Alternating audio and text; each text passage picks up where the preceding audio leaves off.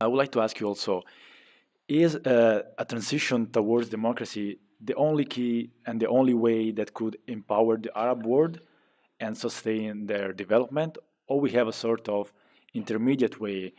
I mean, if we have the chance to have step by step, and in general, is the aim to reach democracy the only key to development for Arab world, or we have also other elements in this reasoning? That is another important question, Magid, because objectively, yes, we see democratic systems working fine. But we have seen also authoritarian systems who carried out very good development policies. China is one. The Asian tigers are one. Okay. So we have to be objective. Democracy is not the only way to carry out development. Some development takes place with authoritarian systems. And we talked a lot about the Asian tigers, which were not democratic. The problem for me is not democracy or lack of democracy, but what type of democracy you apply. I want to emphasize two things. One, accountability.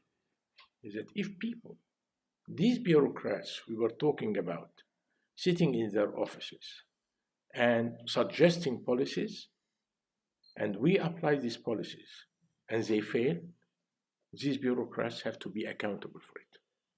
They have to explain. Number two, they have also to learn to be transparent. Why did they choose that policy and not another one? Mm-hmm. So rather than the big word of democracy, I rather take these two aspects, transparency and accountability, as conditions of doing well. Now, one aspect that we have been discussing a lot in the Arab world about that, and not all my colleagues agree with me.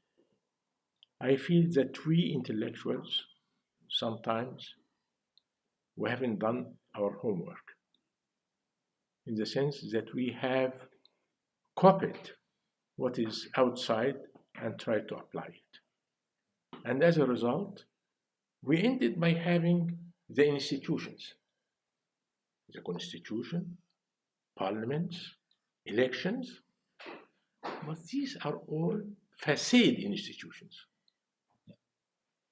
Probably because we didn't try to adapt the concept of democracy to the local context. And I feel that I, as well as my colleagues, have to do our homework in this respect. The question is not to copy and adopt, but to innovate and adapt.